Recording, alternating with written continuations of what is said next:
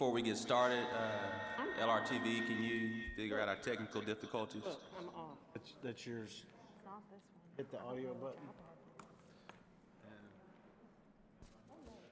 Hang on a second. Colleen? I don't think it's mine. I think it's Vice Mayor Wyatt. No, mine's off. Audio connection. It's off, isn't it? Hi, Tom. Oh, echo. I don't know that it's. Was it me? Yes, ma'am. Good evening. I would like to call to order our October the 6th, 2020 Little Rock City Board of Directors meeting. We would like to welcome those that are in attendance, as well as those watching at home or streaming online. We also want to take this time to welcome City Directors Hendricks, Webb, Fortson, who are all participating with us via video conferencing. Madam Clerk, would you please call the roll? Director Hendricks. Director Richardson. Here. Director Webb. Here. Director Peck. Here. Director Hines. Present. Director Wright. Here. Director Campuris. Director Fortson. Here. Director Adcock. Present. Vice Mayor Wyrick. Present. Mayor Scott. Present. And Allie, if you would, or Angie, make sure that we got a good connection with Director Hendricks. Director Hendricks, can you hear us? Hear you. Can you hear me? Yes, ma'am. It's good to hear your voice. Thank you. Good to hear you. Yes, ma'am. All right. Director Adcock, if you would, please give us the invocation. Yes, if you would please bow. Dear Heavenly Father, we come to you this afternoon. Thank you for the beautiful weather, Lord. Thank you for all the wonderful gifts you give us. We ask you, Lord, to guide us as we make our meeting tonight. Be with us as we vote, that we vote for all people. Guide and direct us as we leave and go home. And Heavenly Father, be with the people who work for the city. We know that they have hard jobs, and right now sometimes people are upset and they need just a little extra patience. Guide and direct our officers, our firefighters, and the others that put their lives on the line each day for us and take them home each day safely. Guide and direct us now as we do your work. We ask in your holy name. Amen. Amen. May we all stand for the Pledge of Allegiance. Pledge allegiance to the flag. States of America. Under God, indivisible, with liberty and justice for all.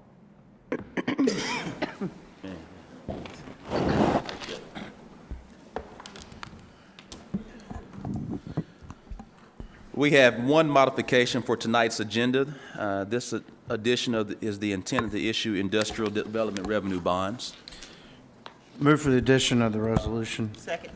There's a motion and a second. All those in favor, please say aye. Aye. All those opposed, please say nay. Ayes have it. Madam Clerk, if you would, please read the consent agenda. Mayor, could the addition be on the consent agenda?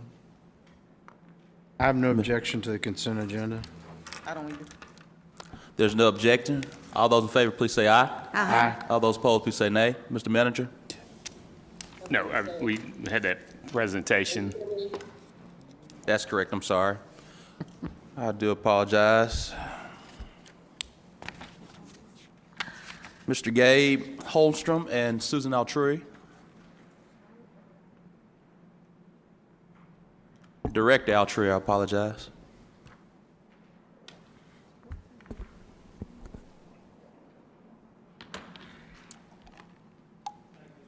Am I on? Thank you, Mr. Mayor and directors. Susan and I are both here to talk about Shadows at 6th, which is a family-friendly, COVID-safe, touch-free, drive-through Halloween event that kicks off this Friday. It's going to take place in the parking deck in the 600 block of Scott Street, located right behind the Repertory Theater. This came about in conversations with Susan. The zoo is not going to be hosting Boo at the Zoo this year, and we'd continually discussed a way to do a safe, family-friendly event where people would be able to stay in their cars. So you're seeing cities all across the country doing these drive-in and drive-through events. So we got to talking and came up with the concept of doing a drive-through Halloween experience. This is not going to be overly scary or intense. It's very family-friendly, so all ages are welcome. And it's going to kick off this Friday evening, and it's going to run for 23 straight days, the last day being Halloween night. It's going to start at 7 o'clock in the evening and run till 10 during the week, and it'll go to 11 on Saturdays and Sundays. But we want to here and make sure everybody was aware of it, and we hope you all come, and we hope you all come through multiple times. And I'll turn it over to Susan. Let her say a few words. Mayor, directors, thank you so much for having us. COVID-19 has certainly challenged us to be creative, and this event is one of those where we are being certainly creative. So there are several zoos that have been shifting to these types of drive-through events for Halloween activities and all kinds of activities. So when Gabe picked up the phone and he called me about a month ago and he said, hey, I've got this crazy idea. What if we did a drive-through event in a parking lot?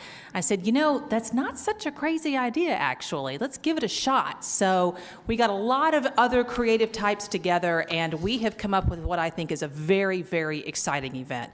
I do hope that you will all come and join us. This is something that I think is the culmination of a lot of great ideas and a lot of ingenuity. It really, I think, is a testament to what happens when you are truly tested with COVID-19 and you put some of your best minds together and truly come up with some great ideas. I want to thank Gabe and the Downtown Little Rock Partnership for all of their support in this. The Little Rock Zoo would not have been able to do this without them, obviously, for providing the facility space, and their staff has just been incredible to work with. Gabe and his team are wonderful and friendly and have just provided tremendous support to us, and because we had to cancel Boo at the Zoo, we would not be able to do a Halloween event if it wasn't for their support and for this great idea that we've both been able to come up with. And also Simmons Bank, who is our presenting sponsor. We've had a lot of sponsors come forward, and I think that this really shows the strength of Little Rock as a community, that we've had such an outpouring from people like Simmons Bank and others that have really surrounded us and surrounded the Little Rock community in our time of need. Great activity for families, safe. Please come out and join us, and thank you so much for having us. Thank you so much, and also just want to take time, Director Altrui, to recognize not only yourself, but Mr. Holmstrom. You all have continued pre-COVID, were innovators as it relates to quality of life and place right here in the city of Little Rock, and you have been both some of our bright and shining stars, thinking outside of the box in a very safe and socially distanced way to figure things out, but also to maintain entertainment and quality of life here in our city. I just want you to know, on behalf of the city of Little Rock, we appreciate you both. Mr. Moore? Mayor, Director Hendricks would like to speak before the consent agenda is read. I think one of the items is item 3 that I think she feels like is not in Ward 1. But Director Hendricks? Director Hendricks? Yes. Yes, if they would check that I had, can you hear me? Yes. Can you hear me? Yes, ma'am. Okay, I mentioned to Mr. Moore, and I mentioned this earlier, that is not Ward 1, the number 3 item. Director Hendricks, after you raised that as an issue, and these aren't all, I mean, you're right, some of these streets are Ward 1, Ward 2, but Well, these, why would you say Ward 3? but these particular streets, these segments, we did go back with Public Works, and they did verify that these are in your ward. Well, then one of us don't know it. I don't trust them, and I want somebody to take a look with me. We'll provide a map, a ward map of and the actual segments, because again, some of these streets do go Ward 1 and traverse through Ward 1 and 2, but these particular streets are Ward 1. Okay. I hear you. Thanks. We'll get together, Mr. Moore. Mayor. Yes, ma'am. 1 second, Director Wright. We had Director Campiris, then Director Wright. Well, Director Campiris, Director Hines, then Director Wright, just going in order. Director Capires. I'd like to make a comment about number 12, and this is the contract with United Health. I'm going to vote for this because I don't see any way around voting for it. I think that it basically, I won't use the verb I was going to use because it'll be in the paper tomorrow. I think it is an enticement or inducement to maintain our contract with United Health. If you look at, and I asked Tom Kane, the difference between what we have paid and what has been paid out by United Health over a 3 or more period of time during the pandemic, they have paid out about 80 cents for every dollar we pay them. So that they are making a real windfall profit. I don't think that, based on what I have seen over the years, that they have done a good job helping manage the health of the citizens that we take care of. And if you look at the law, they've made so much money, at the end of the year, they're going to have to give this money back to somebody. So they gave it back to us in order to keep our business. Now, the good result is that Bruce and Frank don't have to figure out when they do the budget where we're going to get the extra money to pay for this. The bad thing to me is that they're making a lot of money, more than the million, what, 250 they're giving us, Frank?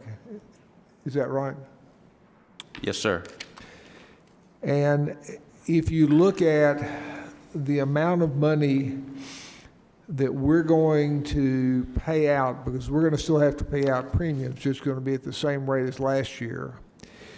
At the end of the year, we're going to end up having, because of this money they've given us, about $250,000 to the positive. And I think that there's no way that we can control cost with that money because we don't have a single source contract. People can go anywhere they want. But I would urge Bruce and Frank, as they look at the budget, to take that amount of money and find an organization that can try to help the people this year do better with their health. And at least it would make me feel a little bit better that that we're not taking care of the people we should be taking care of. And so that is certainly not anything that I can or will put in a resolution. But when you make the budget out, please understand there's extra money left over from these premiums, and try to find a way to do something that we can start this year, not next year, helping our employees be healthier, staying out of the hospital, and doing the right thing. Thank you, Director Capires. Before we go to Director Hines, then Director Wright, and then we have 2 other directors. Director Witherell, if you would approach the podium and give city directors, as you know, we are starting the budgeting process and season. Earlier today, we held a day long of internal budget meetings. And Director Capires, to your accuracy, there is, as we understand, some extra funds that we helped kind of help process our current budgeting issues. But also there were still, I believe, $120,000 of leftover. And Director Witherell, will you share what we'll do with that $120,000, which may speak to also, I believe, a concern that was shared by Director Adcock as well? Can you? And the Board of Directors. At the budget hearing earlier today, we discussed the addition of a wellness coordinator that will be working on developing various wellness programs for employees so that they can take control of their health. We are also looking at re-implementing the physical requirement, so we know that employees are going to the doctor and having an annual physical done with age-appropriate screenings as well. The wellness coordinator, the first task will be really identifying through our claims data where we feel like we can get the biggest bang for the buck. We know that we do have a diabetes issue, heart disease, and of course, obesity. So those will be the three main items that we will be trying to address in 2021 to help improve the health of our employees and hopefully, long-term, reduce those claim costs. Who are going to be these people? Who are the people that you're going to have do this? We have not selected. Are they outside or are they in United Health? Well, we're going to hire a full-time employee to coordinate those efforts. And then we will look at the appropriate purchasing guidelines to see how we can secure those services. Well, and I think it's great that we're doing it. I would look for somebody that's trained to do that. There's too much on-the-job training to figure this out. And by the time you get data that says who needs to be taken care of, you're 3 or 6 months down the road and we're doing next year's contract. Right, it'll be someone who's qualified, Director Pierce. And then the other 60,000 is going, you want to share that? For the employee premiums, the decision was reached by Mayor Scott that we would not charge employees the $34.28 that they currently have to pay for December. Since the city's enjoying that holiday premium, we're going to turn back that $34.28. They are charged monthly. But again, they'll be notified that we are requiring the physical. Again, I think we got a lot of good benefits when we discussed that with our United Healthcare partners, and that has really led to more early diagnosis of chronic conditions so that we can then leverage the existing programs that UHC has for diabetes and heart disease and obesity. And I think it's great that you've done that. But go back and look at their track record for the last 2 years, and they've done zero, in my opinion. So if you're going to have her, if you're going to get someone that knows what they're doing. Well, and that'll be a full-time employee, and we will make sure the minimum qualifications includes that as well. Thank you so much, Director Witherell, Director Hines, then Director Wright, then two other directors, and we'll get to City Attorney. Well, it deals with Dr. Compuris. It's just he needs to make the statement that while as a physician he will receive funds from insurance, he doesn't own the percent in United Health. Director Compuris, can you give your conflict of interest statement or non-conflict of interest? I am on panels of multiple insurance companies. United Health is one of them. I own no stock in the company. Thank you. Thank you. Director Hines. Appreciate it. Mayor, on item 2, 2 of the 3 intersections in this resolution are actually in Ward 6. Embassy Suites in Chenal Parkway and Autumn Road in Chenal Parkway are actually in Ward 6. West Haven is in Ward 5. So if we can correct the record to do that and make sure that the 3/8 cent capital comes out of specific wards. Director Honeywell, if you'll make that correction. Is that a confirmation? All right. Director Wright. Thank you, Director Hines, for that clarification. I was going to ask about that. My other question was, Mayor, on number 3, I've never seen us attribute our street projects to a neighborhood association. Why is that listed like that? Mr. Moore. And John can confirm this. As you know, when we went out to the public to ask for their request per ward, some were individuals, some were associations. In this case, I believe it was the Midtown Neighborhood Association who submitted these requests. So I think that's why it's worded like that. Okay. So they're not getting any money. It's just that's where the request came from. I just don't think I've ever seen it listed like that. That's what prompted my question. That's fair. Thank you. Thank you so much, Director Wright. Director Fordson, then Director Adcock, then Director Richardson. Thank you, Mayor.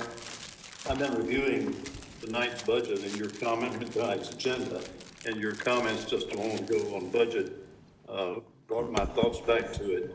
On tonight's agenda, number 18 calls for, as resolution, it calls for a board support of future appropriations think that's premature until we have more budget information, so I would move that we table that number 18 until the first meeting in December. Second. There's a motion from Director Fortson to table item 18, a second from Director Hines. All those in favor, please say aye. Aye. All those opposed, please say nay. Nay. Nay. Ayes have it.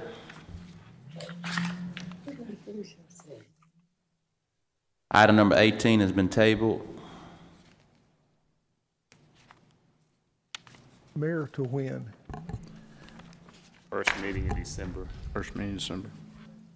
When? Tabled until the first meeting in December, per Director Fortson's motion. Madam Clerk, if you'll make sure that record is reflected. Director Adcock. Yes, Mayor.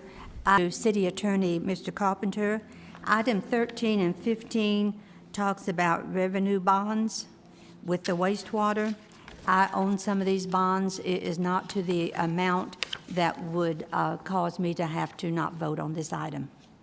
I'm sorry, Director Adcock. Could you restate that for me, please? I apologize. Okay. Item number 13 and 15, which are concerning the sewer bonds. Right, your last statement. I heard that portion. You said. Okay, I do own some of those bonds, but not to the extent that they would stop me from voting on these items. Okay, Thank you. that's Director Adcock's non-conflict of interest statement for items 13 And 15. and 15. Madam Clerk, if you would ensure that that is reflected in the record, that Director Adcock does not have a conflict of interest for items 13 and 15. Director Richardson. Mayor, mine was back on Director Wright's question, and Bruce, you responded about the funding and the funding that was distributed. My question, was that funding issued via RFP or RFQ? What process did we utilize to implement the funding for that particular project Director Wright was talking about? Typical request of contract. So yeah, this is a typical RFP type of. So that's the lowest responsive bidder as opposed to RFQ, request for qualifications. Yeah, all of the construction bids are done the same way. We don't do RFQs unless we're doing a construction management, which we don't do that for street reconstruction. So I didn't hear you. So you said we do or don't do RFQs? If we are going to go through the process of a construction management, which is usually a big project, 12th Street station, but these type of projects, we just do a straight construction bid. Thank you, sir. Thank you, Director Richardson. Director Hendricks. Director Hendricks. Yes, we can hear you. Oh, you still can hear me? I wanted to say something about the motion that Mr. Fortson made, and I'm concerned too about this resolution. So I really will join in with whatever he has to say. But I want to say for the past 14 years, no unified attempt has ever been made by this City Board of Directors to address these conditions that are listed within this resolution whatsoever. And I trust that no city director will support this either. Why do we have to, south at 6:30, come with a resolution? It was offensive to me. And I let Director Richardson and Director Wright know that. I just don't stoop to stuff like this. Why do we have to do resolutions when north of 6:30 everything is passed? It's a directive. You don't have to go through this stuff. So I'm really opposed. Yes, ma'am. Yes, ma'am. I believe we've heard from all of the directors. Are there any more questions from items from the consent agenda?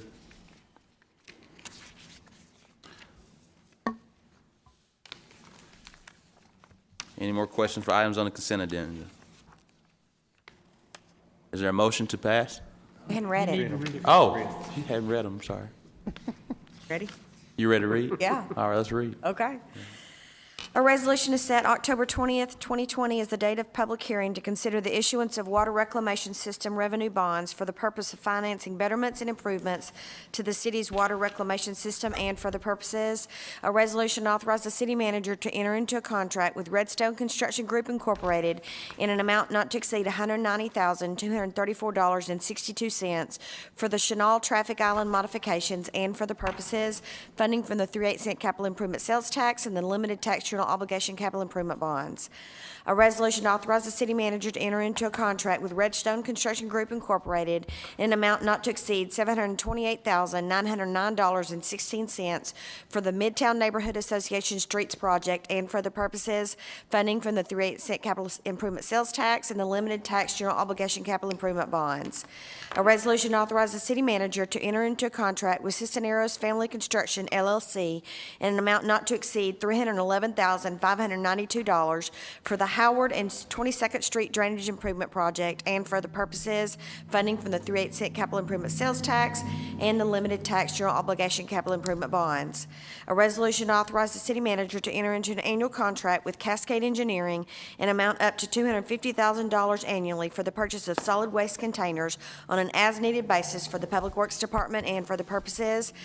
A resolution to authorize the city manager to amend the contract with James A. Rogers Excavating Incorporated in an amount not to exceed $720,000 for the construction of the City of Little Rock Class 1 landfill Cell 5 West and for the purposes. A resolution to authorize the city manager to enter into an annual contract with Mid-South Sales at an annual amount not to exceed $3,200,000 for fuel and gasoline for the Fleet Services Department and for the purposes. A resolution authorized the city manager to enter into a contract with Enterprise FM Trust at an amount not to exceed $1,855,216 plus applicable taxes and fees for an annual purchase order to lease 51 vehicles for the fourth year of the 5-year replacement plan for the Little Rock Police Department and for the purposes. A resolution authorized the city manager to execute 2 contracts with CHI St. Vincent Medical Group in amounts not to exceed $175,000 and $100,000 to provide health care services for low-income persons residing within the city of Little Rock, Arkansas, utilizing the 2020 Community Development Block Grant Funds and for the purposes.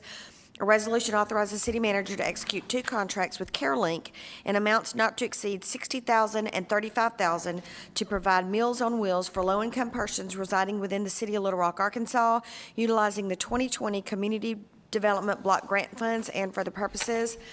A resolution authorizes the city manager to enter into a contract with North America Fire Equipment Incorporated for a total amount of $182,946.94 for the purchase of firefighting protective coats and pants for the Little Rock Fire Department and for the purposes.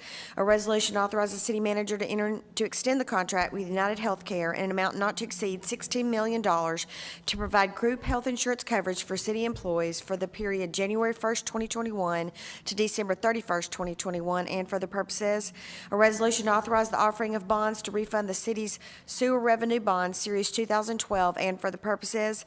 A resolution to authorize the city manager to execute a special sewer agreement with Little Rock Quick Rice LLC, and for the purposes.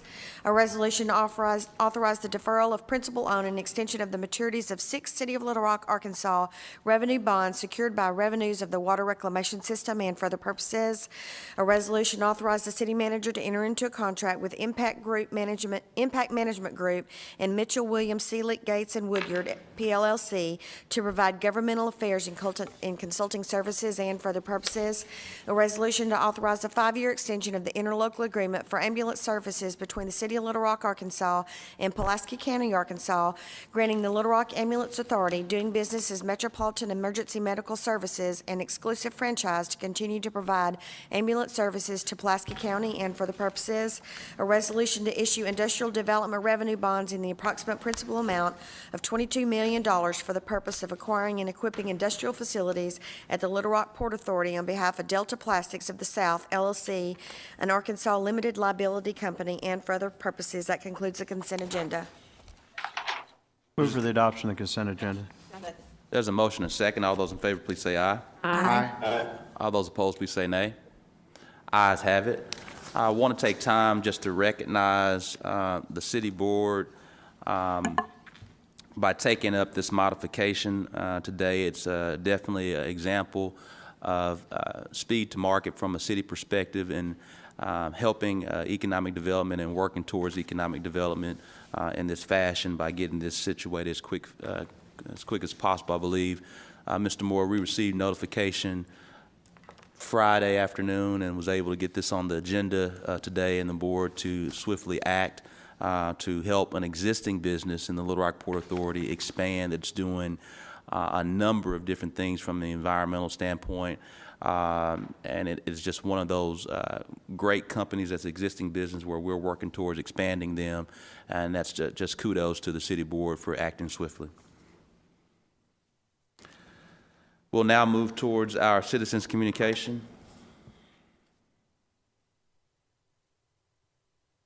We have one card, Mr. John McCarty.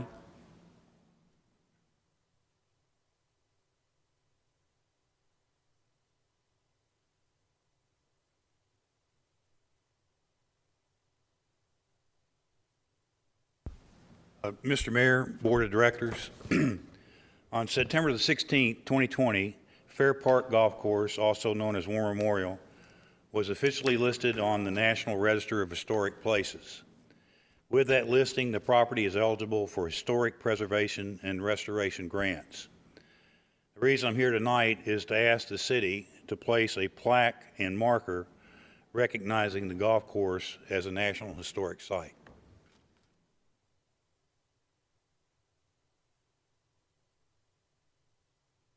That's all I have. Thank you so much. Madam Clerk.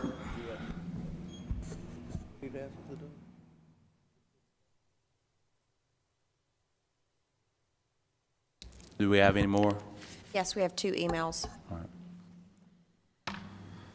The first one is from Max Campbell. It says, "Hello, this is Max Campbell, and although I can't be at the board meeting today, I'm still advocating for the following common sense reforms to the Little Rock Police Department. More police budget dedicated to training and crime prevention, more investment in emergency and social services to handle nonviolent calls, no more militarization of police forces, permanent firing of officers who show a pattern of excessive force or racism, external reviews of officer misconduct by an independent agency, no more paid leave for officers under investigation for excessive use of force, timely release of documents related to police misconduct. Today, I'd like to direct my comments to Directors Hendricks, Peck, Wyrick, Compuris, and Fortson. While some of the board are quick to characterize any measure of police accountability as radical, I fail to see how any of these proposals are anything but measured and realistic. I'm addressing you all specifically because I do not yet know how you feel about this issue. I hope that even if you do not agree with every proposal brought forward, you recognize this issue as one which is causing needless injury, death, and systematic abuse of our citizens by an organization whose power has gone largely unchecked. If a healthcare professional makes a mistake that injures a patient, should they not be held responsible? If a construction worker's negligence causes an accident, should they get away without reprimand? We should have at least the same standards of accountability for our law enforcement. I have spoken at length about LRPD's historical lack of accountability. Plenty of others have also testified before the board or written in expressing similar concerns. At this point, I don't have a choice but to believe that anyone failing to recognize these problems is either ignorant of the true scope of their efforts, pathologically uncaring, or acting in bad faith. To directors who have expressed support for these proposals, I thank you for your consideration, but I also call into question your sense of urgency in acting on this issue. In the 4 months since the initial protest of George Floyd's death, very little action has been taken by the city. What little has been done is mostly just performative and does nothing to solve the underlying systematic issues we are grappling with. What is to stop any of you from proposing a resolution or policy statement to act on these issues? The people are watching, and we have been waiting a long time. I'll see you soon, I'm sure."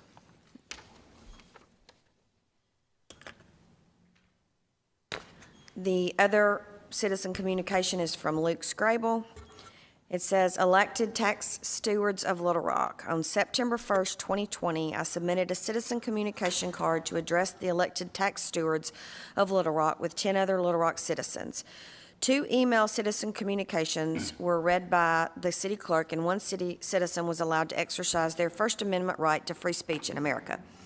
After a mob took over the control of the Board of Directors meeting and the citizen communication podium, the mayor called the remaining 8 Little Rock citizens to the citizen communication podium, but failed to provide the police escort to the citizen communication microphone to exercise their First Amendment right to free speech due to the mob surrounding the citizen communication podium. After I was denied my First and 14th Amendment rights to free speech and not receiving equal protection under the law, a 14th Amendment violation, I advised the city attorney I would be filing a second lawsuit against the city of Little Rock unless the elected board and mayor wished to settle this matter out of court. The city attorney wrote back, "The city has no interest in moving forward with settlement discussions, and it is the city's position that under the circumstances there was no First Amendment violation." This public display of lawlessness demonstrates a deliberate public act to ignore both the First and 14th Amendments. Once you review the facts deliberately being ignored by the elected mayor and all 10 elected board members. Once you watch the YouTube rerun of the September 1st, 2020 citizen communication, you can see 3 of the 11 Little Rock citizens allowed to speak during the open public citizen communication forum. But the 11 elected tax stewards claim myself and seven other Little Rock citizens that were called to speak in public by Mayor Scott but were denied their guaranteed First Amendment rights to free speech now do not feel there was no First Amendment violation. The city attorney claims in a phone conversation that the elected board of directors and mayor, quote, "do not see the 14th Amendment violation either." Let's see this from the denied Little Rock citizens' eyes, and then we can determine who is denying Americans' First and 14th Amendment rights in Little Rock. The facts are clear. Watch the YouTube video from September 1st, 2020, and you can see and hear the mayor call all remaining Little Rock citizens to the citizen communication podium, but only see the 3 Little Rock citizens allowed their First Amendment right to free speech, period. Fact 2, as you see 3 of the 11 Little Rock allowed their First Amendment right during the September 1st, 2020 citizen communication, it is clear that the 8 Little Rock citizens, Mayor Scott, and the 10 board of directors denied to address the elected tax stewards were not afforded their 14th Amendment right to equal protection of the law. The city's position, stated by the city attorney, is just a cowardly lie that is now being used to bully the 8 denied Little Rock citizens of both their First and 14th Amendment rights and are now refusing to settle. Thank you so much, Madam Clerk. Madam Clerk, if you item number 18 has been tabled. Madam Clerk, if you would, please read item number 19 for the first time. An ordinance to declare it impractical and unfeasible to bid, to authorize the city manager to enter into an agreement with Motorola in an amount not to exceed $96,988.30 plus applicable taxes and fees to upgrade the software and hardware of the NICE IP radio logger upgrade and maintenance used by the Little Rock Police Department Communications 911 Division and for the purposes first reading. Move to suspend the rules and place on second reading. Second. There's a motion second. All those in favor, please say aye. Aye. All those opposed, please say nay. Ayes have it. Second reading. To declare it impractical and unfeasible to bid, to authorize the city manager to enter into agreement with Motorola in an amount not to exceed $96,988.30 plus applicable taxes and fees to upgrade the software and hardware for the NICE IP radio logger upgrade and maintenance used by the Little Rock Police Department Communications 911 Division. Second reading. Move to suspend the rules and place on third and final reading. Second. There's a motion second. All those in favor, please say aye. Aye. All those opposed, please say nay. Ayes have it. Before we go to our third reading, Director Peck. Thank you, Mr. Mayor. This is in regard to Mr. McCarty's request about the plaque to designate Fair Park or War Memorial Golf Course as place it on the historic register, and I'd like to recommend that we go ahead and do that. I do of what to designate? The Fair Park or the War Memorial Golf Course, the subject that Mr. McCarty was talking about earlier. Simply that the city put a plaque reflecting that designation. Yes, ma'am. I would like to recommend that we go ahead and do that. Thank you so much for that recommendation, and we'll work to figure that out. Okay, thank you. Third reading. I've already read it 3 times. All those in favor, please say aye. Aye. All those opposed, please say nay. I did, didn't I? Mayor. I didn't. I'm I sorry. didn't think you did. I'm but it's- sorry. My mistake. I got I made a mistake earlier, so it's a okay. lot going on. Yeah. Okay. To declare it impractical and feasible to bid, to authorize the city manager to enter into agreement with Motorola in amount not to exceed $96,988.30 plus applicable taxes and fees to upgrade the software and hardware for the NICE IP radio logger update maintenance used by the Little Rock Police Department Communications 911 Division and for other purposes. Third and final reading. Before we take the vote, Director Richardson? It's on another issue, Mayor. We can take the vote and I'll come back to mine. All right. All those in favor, please say aye. Aye. All those opposed, please say nay. Ayes have it. Before we go to our final item for this evening, Director Richardson? Yes, Mayor, I want to go back to item 18 that we deferred, and once again, I didn't quite understand the rationale for us deferring that, because it is a resolution, and Mr. Moore, this is not tied to any specific budget. Point of order, Mayor. Well, I wasn't That item's finished. been tabled, and not open for discussion. That's correct. City Attorney? Yeah, once the item's been voted upon and tabled, it's not to be brought up until the meeting in December, which is December the 7th. Is that parliamentary procedure? Yes. Thank you, Lance. That being said, item number 20 to, Madam Clerk, you would please read the ordinance for the first time? And well, first we have the, item number 20 is going to be a public hearing. We're going to now open up the public hearing from item number 20. Madam Clerk, if you read for the first time. An ordinance to establish and lay off City of Little Rock Municipal Property Owners Multi-Improvement District Number 2020-003, Lamarche Village Project, to declare an emergency and for the purposes, first reading. Move to suspend the rules and place on second reading. Second. There's a motion second. All those in favor, please say aye. Aye. All those opposed, please say nay. Ayes have it, second reading. An ordinance to establish and lay off City of Little Rock Municipal Property Owners Multi-Purpose Improvement District Number 2020-003, to declare an emergency, second reading. Move to suspend the rules and place on third and final reading. Second. All those in favor, please say aye. Aye. All those opposed, please say nay. Ayes have it, third reading. An ordinance to establish and lay off City of Little Rock Municipal Property Owners Multi-Purpose Improvement District Number 2020-003, to declare an emergency, third and final reading. All those in favor, please say aye. Aye. Mayor, point, you close the public hearing.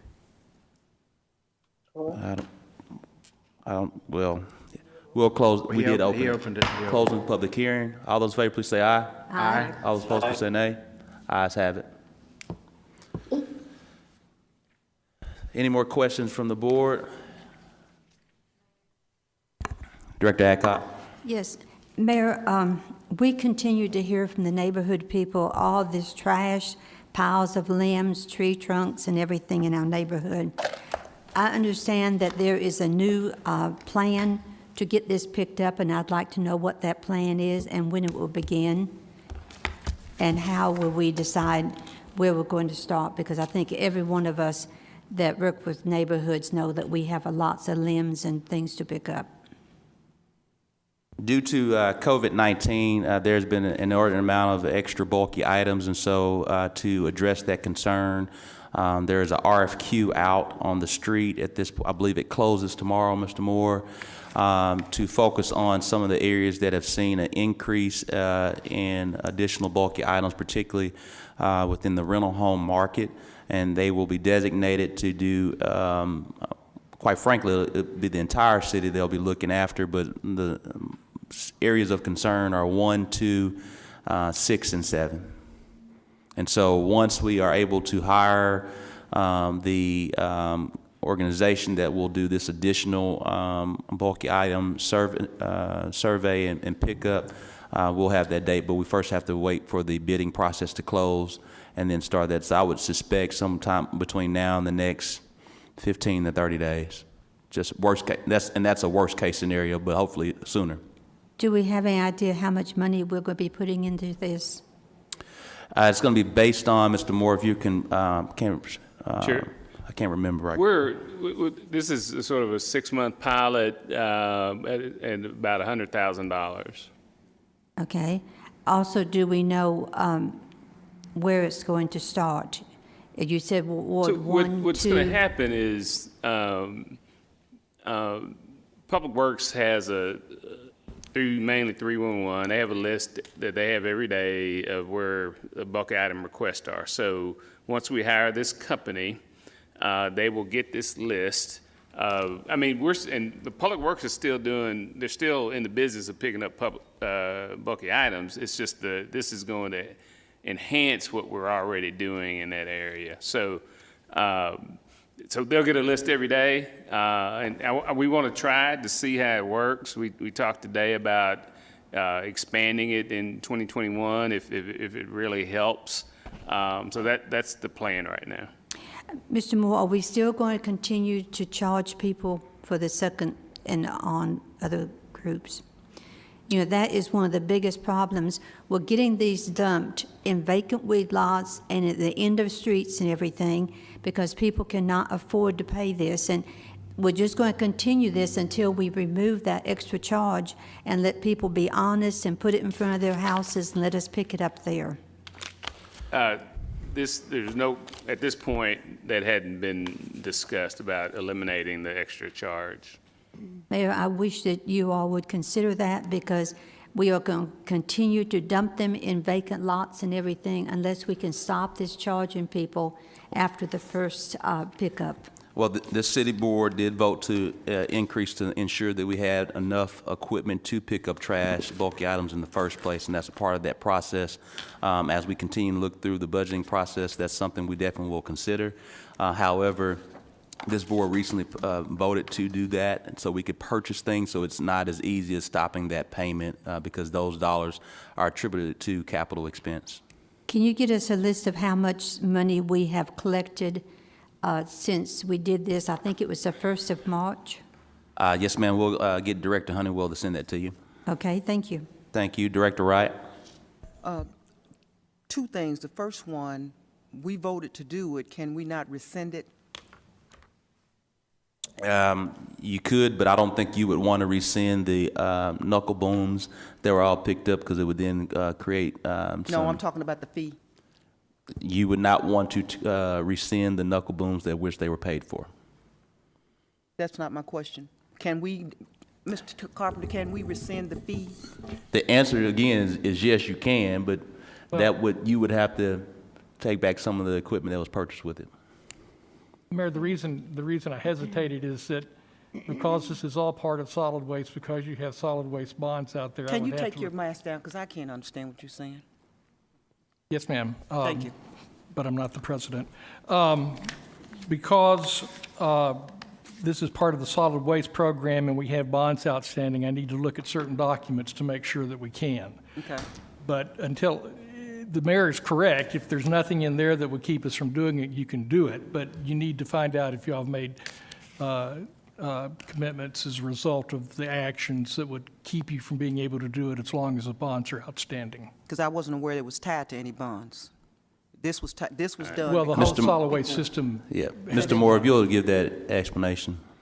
Sure. If you all remember, we used to issue bonds for landfill expansions, and then we went through that study years ago, and they said that wasn't a good process. So I think, Tom, these dollars aren't necessarily tied to bonds. I think what the mayor, or what I know the mayor is referring to, is that when we raised the rates and also added the fee, we put that in a whole revenue picture or package to be able to purchase equipment and things that they have done.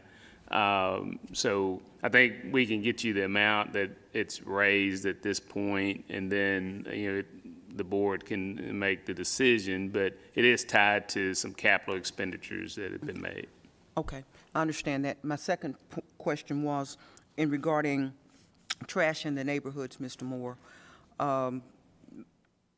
My corridors are just filthy, and I'm continuing to get complaints.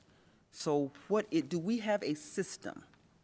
I know that our Housing and Neighborhood Programs Department out of the Neighborhood Resource Centers used to coordinate pickups and things like that. Is that going on? What are we doing to have some consistency? Because we can't just do it every once in a while. This stuff just piles up. And there's a lot of factors that weigh in. You have storms, you have wind that impacts. It's more of a sort of a complaint system. We do have a right-of-way letter crew that goes throughout the city. As you know, we had our program, Bridge to Work, thank you. The what? A bridge to work. Okay. With the faith community. And we did suspend that during COVID. That was very helpful. And we, even today, in our budget discussions, made a commitment to continue that in 2021. So we are behind, but as we see that as you do, you call that in, and the crews get out there pretty quick. Well, I'm going to turn in several more streets again because one I thought did get picked up, and then I came through there the other day and it was like, okay, was this picked up? Because it's all right back there again. I don't understand. Anyway, I'll just resubmit. Any more questions from the members of the board? I have one. Vice Mayor Wyrick? Thank you, Mayor. Thank you. Director Webb? One of the things that I'm seeing also is in the areas where we don't have good street lighting, that is a prime target location for people to dump. And it's my understanding that we have an issue between City of Little Rock and Energy getting our lights replaced or added. So I would like to see us look into that issue and see what we can do to rectify it. And also the areas that are not well lighted, if there's a way that we can focus on those as well. Thank you, Vice Mayor Wyrick. I do know I've already submitted some from Southwest Little Rock to Director Honeywell, so if you have additional ones that you would like to submit, and also any other board members, if you would submit areas that you feel are not well lit, and we can work with our partnership with Energy as they are the holder of those lights to get them replaced as soon as possible, but we do need to have the specific addresses. As I know about it, I have reported them, but I'd just like for the general public to know that if they're not well lit, that there is an avenue to try to help with that. Thank you so much. Mayor? Director Hines? Director Webb. It was germane to that. I was just going to do a little ditty. I want to try to keep everybody in order, but right. Director Webb? He's welcome to. You're giving that permission, Director Hines?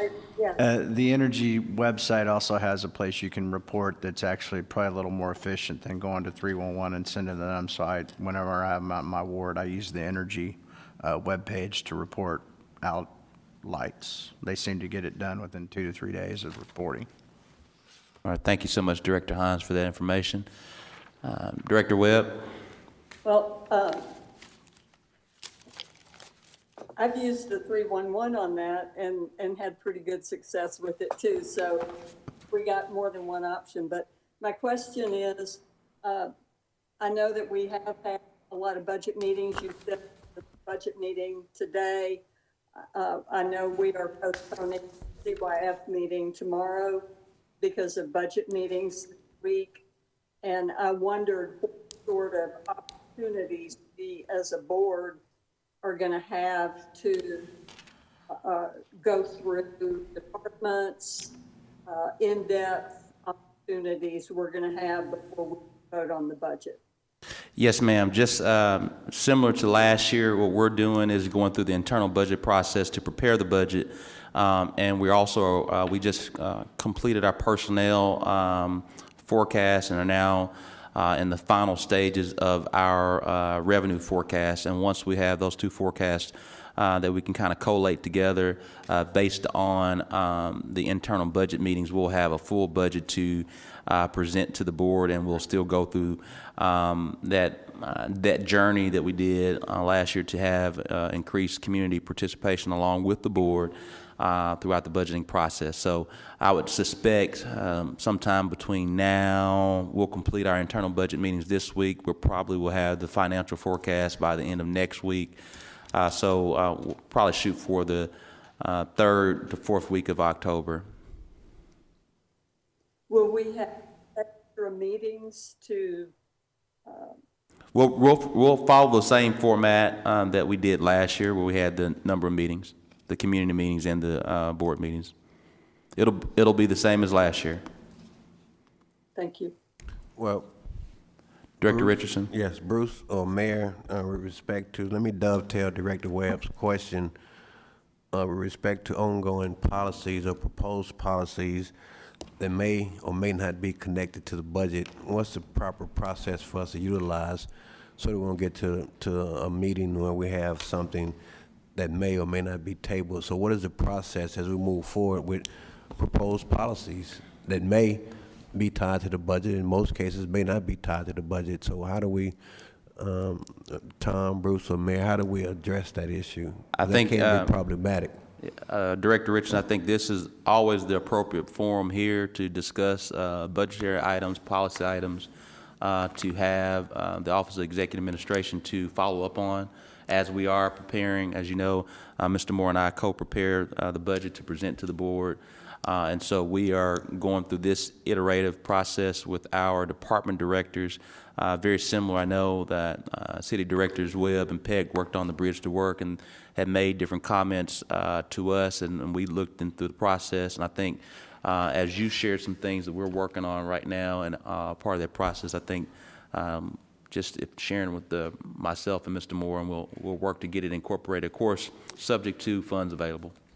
So as we have Tom, as I have Tom craft or draft a resolution or ordinance, I need to make sure I'm running it past you and Bruce before we go any further. That's always helpful. Okay. But as it relates to the budgetary standpoint, we definitely need to be aware of it because we're the ones preparing it. Gotcha. Any Ms. Moore, do you concur? Sure. I didn't know what the resolution or ordinance was dealing with. I mean, if it's dealing with the budget, you know, I would hope we have some insight. Well, we can't talk about it anymore because it was tabled, but I think you and I... But you can always talk about budgetary items. So if there's a budgetary item that you, in concept that you want to discuss, I think that's something definitely here in this forum. If there's particular things that you want to address in the budget, I think definitely you are an elected official and you can discuss that. And so if there's some comments you want to make, there's still time to make some comments. It may not necessarily be germane to item number 18, but if there's some concepts and tentacles to item 18 that you want to express that Mr. Moore and myself should be looking towards in the budget as we prepare the budget, because it is our goal as we were able to pass the budget extremely early. I believe, 30 years, it hadn't been passed that early in 30 years. We want to try to do that again. It may be a bit of a challenge with it being election season. However, it's going to be our goal to try to get it done before December the 1st. And so if there's some things that you would like for Mr. Moore and I, as we're co-preparing this budget, to address, please feel free to share. Will do, and I spoke with Bruce, and this wouldn't, if any impact it would have on the budget, it wouldn't be 2021. At the earliest, it'd be 2022, if I understood Bruce correctly. I just need some clarification on that as we move forward with proposed legislation. And I know that a lot of it, most of it depends upon funds availability. And I think there's sometimes conceptually we can have some ideas that may or may not be directly tied to specific budgetary items, but conceptually it may be requesting some funding down the line, and that may be dependent upon the future sales tax, future funds that we don't have right now. Say we have an additional increase in funds after COVID, and it may be related to some of that funding availability. And I think I talked with Bruce about that item, and I think I got a clear understanding, Bruce, what we talked about last week on this. So if there's nothing else, Mayor, I move to adjourn. Second. There's a motion second to adjourn. All those in favor, please say aye. Aye. All those opposed, please say nay. Ayes have it. Meeting adjourned.